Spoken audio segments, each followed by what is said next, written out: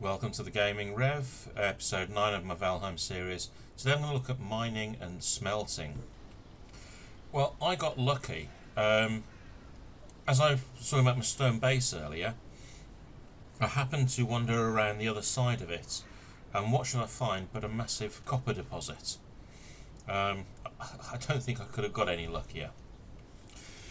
Now when you look at it, the copper deposit looks as though it's the normal rock on the same level as the soil, except for the small gold flecks that you can see in the rock. Don't make the mistake I made in my first game and just mine what you can see on the surface. I'm going to mine down a bit now and show you actually how deep this thing goes. But if you don't mine below it, you won't see it because it'll destroy the surface rock or the surface copper. And you won't see the fact that underneath the dirt that's left behind there is rock below that. And believe me, with the amount of this that you'll need to mine to get a decent amount of copper, you need as much of it as you can get.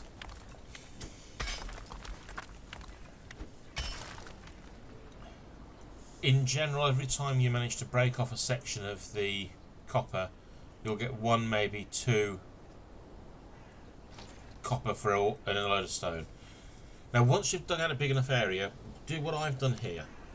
Build yourself a workbench and put a roof over it and built into the rock face. That way you can repair your pickaxe, because trust me, your pickaxe will break faster than you can mine enough copper. You then want to try and put a chest down, because again you'll get a load of stone as you're mining. Probably 6 or 7 stone for every couple of copper that you get. So you want somewhere just to put the stone and keep it out of the way. Don't worry about the steepness of the sides for now. If you need to get out, you can sprint and then get out that way, which is what actually I'm going to do now. I've been mining for quite a while. I've finally got 10 copper. It's taken me about 20 minutes of breaking rocks, and you can see how much of the rock I've broken up. But you can also see just how deep the copper actually goes. So you really do want to make sure you dig down and dig as much of that out as you can. I'm going to make the long journey back home now, because that's where my smelting area is set up.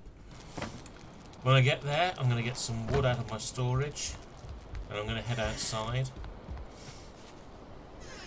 Now if you remember, I built the smelting area around to the side of the house. I've got a load of charcoal ready, and I'm going to put some more wood in to bake off. And then I'm going to go and put that charcoal into my storage shed, which is just over here. Now you're going to want to be trying to keep yourself fairly busy. I suggest, if you can, doing the smelting overnight when you go to sleep, because it takes quite a while. Every coal takes about 15 seconds to be created. Every copper ingot takes 30 seconds. So for the full 10 that you can put into the smelter, it will take 5 minutes real time to actually create it all. I don't know about you, I've got better things to do with my time than stand around waiting for stuff to happen. If you do it while you're asleep, all 10 will be done by the time you wake up, in all honesty.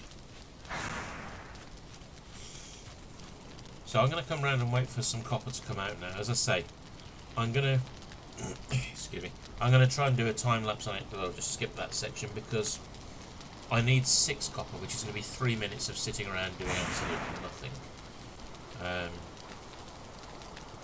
Not the most thrilling of videos for you. So we're going to come back in a little bit when there's a big pile of copper on the floor. Big pile of copper like that.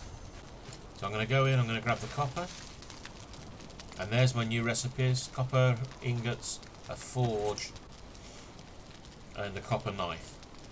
Now to build the forge I need some coal as well. Now luckily there's 4 I prepared earlier, which is exactly what I need. So as we come round to my workshop area, I've changed it slightly since last time. I've enclosed it a bit more and made the roof flow a little bit better. We put the forge down. Sorry, I just realised, although I'd chosen forge in the previous menu, because it wasn't available, it's just putting a workbench down. So I need to destroy that by pressing the middle button on my mouse. Select a forge and put a forge in place instead. That's better. Now at the minute my recipes are incredibly limited. I can make a copper knife, or a copper knife. Once I get some tin, that menu will expand to include bronze, and with bronze even more things. That's my video for now. I'm off to build a raft and go exploring for tin. I'll see you in the next video where we'll cover tin, bronze and all you can do.